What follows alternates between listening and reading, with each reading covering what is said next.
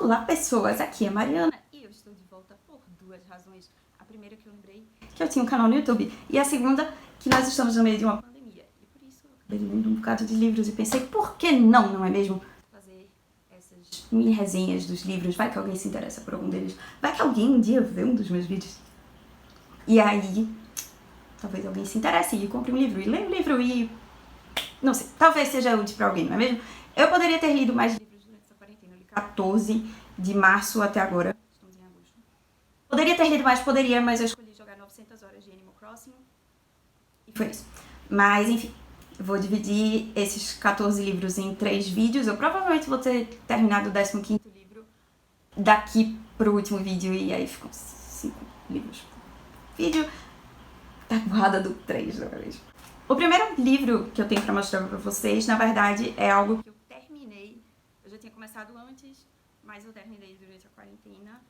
E, basicamente, porque ele é gigantesco, é História Ilustrada da Arte de Ian Chilvers. Não tem o nome do autor na capa. Mas, no Brasil, foi traduzido e publicado pela Publifolha. E é uma edição absolutamente excelente. Capa dura, papel incrível, tradução maravilhosa e tudo mais.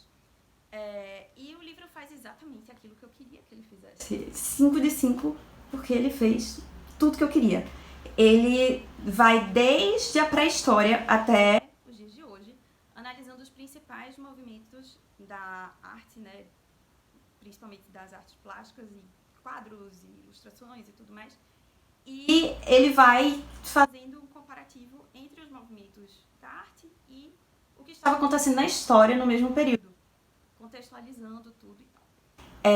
Ele vai período por período da arte e vai falando um pouquinho sobre os principais artistas de cada um desses movimentos, as obras mais marcantes, os momentos de ruptura entre um movimento e outro, o que diferencia um movimento do outro.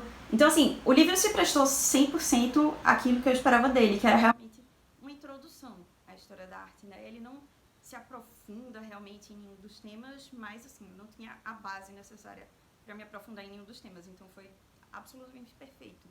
O segundo livro que eu li na pandemia foi The Hating Game, de Sally Thorne. É um livro de romance. Eu li em inglês, não sei se tem tradução para português, eu vou procurar, se tiver eu coloco aqui embaixo. Eu li uma parte no Kindle e escutei uma parte em audiobook. O audiobook é ótimo, mas como toda comédia romântica tem momentos muito constrangedores, então eu acabo achando que o formato impresso torna esses momentos menos constrangedores. Mas eu imagino que se você não se importa de se sentir muito constrangido com as decisões pessoais dos personagens, talvez não seja tão ruim assim escutar o audiobook, porque ele é bem narrado. Mas The Hating Game conta a história de um casal que se odeia, basicamente. Os dois trabalham em editoras de livros e são editoras de livros com mentalidades completamente diferentes. Mentalidades essas que são basicamente a forma empresarial da personalidade de cada um dos personagens. Ela, eu não me lembro dos nomes dos personagens, mas enfim, ela é meio hipster e alternativa. E ela sempre quis trabalhar com livros, e é a grande paixão da vida dela, e ela acredita que está tornando o mundo melhor, procurando o melhor livro possível para publicar e tudo mais. E essa é a filosofia de vida da editora dela, basicamente, a forma de trabalhar da editora dela. E a editora dele é, assim como ele, muito prática. Vai atrás do best-seller, vai atrás da nova tendência no mercado, e praticidade e lucro e tudo mais. E aí, basicamente, os dois são meio que os assessores, assim, como se fossem os braços direitos dos chefes, dos CEOs dessas editoras. E essas editoras se fundem. E a partir desse momento, eles têm que aprender a trabalhar juntos. E os dois se odeiam, obviamente. E é óbvio que essa é uma história daquele trope clássico em que eles vão se apaixonar, apesar de se odiarem e tudo mais. E é simplesmente ótimo, é engraçado, o casal é incrível, os dois são maravilhosos, você acaba se apaixonando junto, é daqueles livros que fazem o seu coração doer, porque você tá sofrendo por amor, mas é o amor dos outros e não seu, então você sofre muito menos.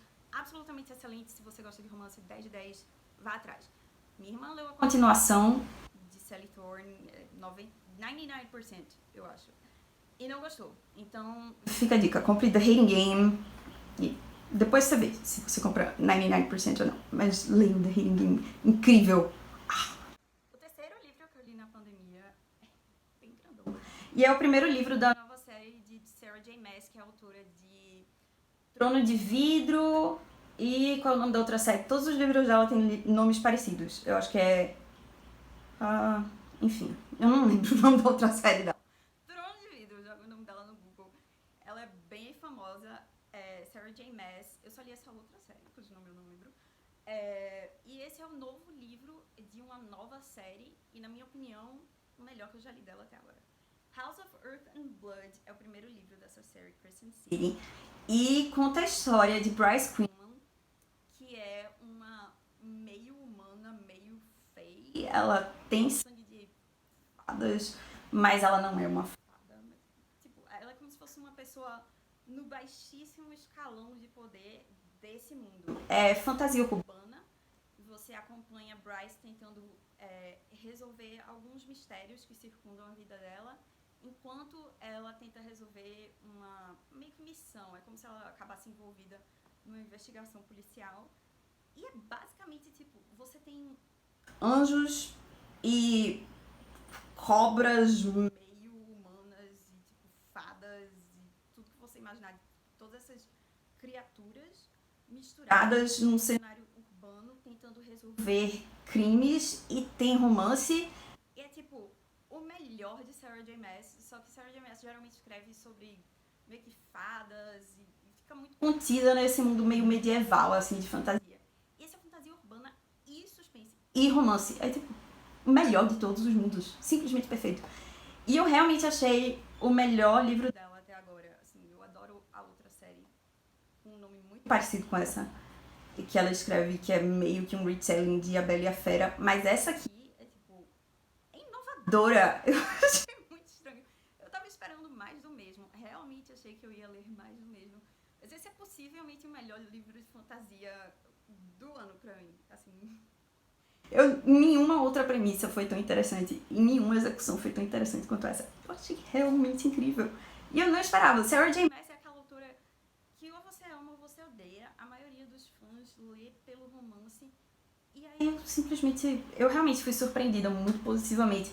Foi mais um livro que eu dei 5 estrelas, no caso, sem esperar, quando eu comecei a ler, que eu fosse amar tanto. É tipo, um dos meus novos livros favoritos. Eu preciso que a continuação saia, mas olha o tamanho desse livro. E todos os livros de Sarah J. Maas são desse tamanho, então provavelmente não vai sair nem tão cedo. Mas se você gosta de fantasia urbana, suspense, você não se importa com romance, a quantidade de romance é relativamente pequena em comparação com os outros livros de Sarah J. Maas. Eu sei um pouco ainda. Esse é o livro perfeito. E principalmente porque é extremamente entertaining. Tipo, você fica preso na história, você quer passar as páginas e descobrir o que acontece. Recomendo isso. O quarto livro que eu tenho pra mostrar pra vocês é Nordic Tales, Folk Tales from Norway, Sweden, Finland, Iceland and Denmark. Eu acredito que esse livro não tenha tradução para português. É uma compilação de contos, fábulas nórdicas.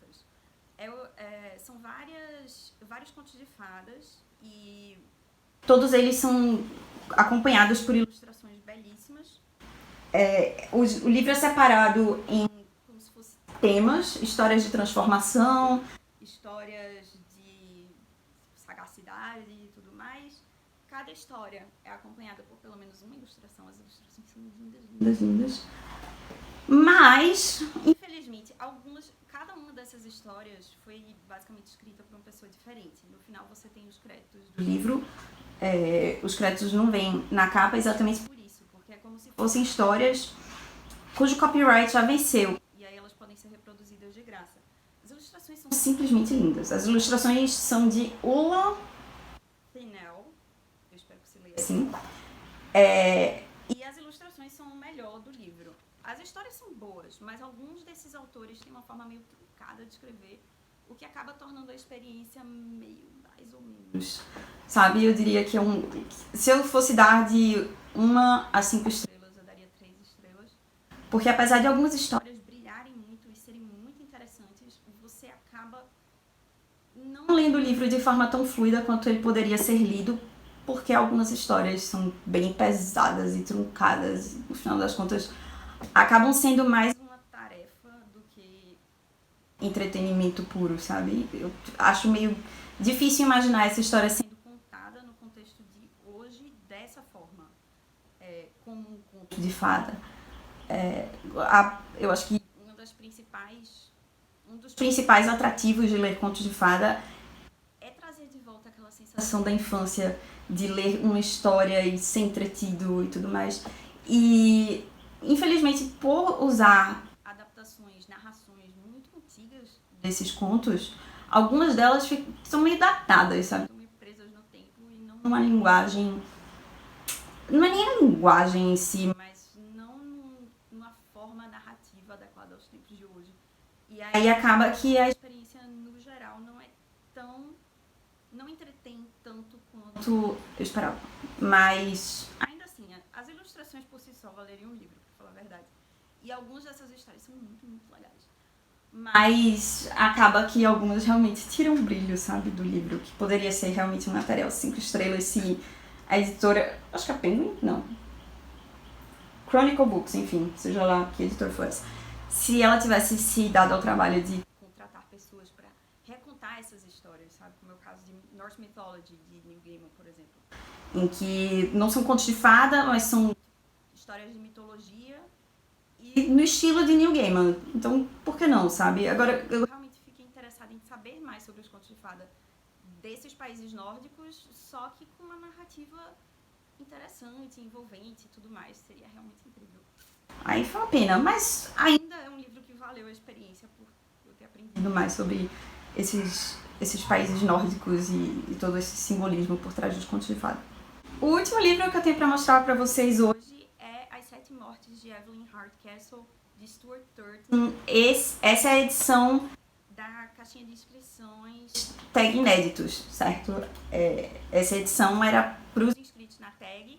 Foi antes do livro ser traduzido para português, mas ele agora já foi lançado pela editora normalmente.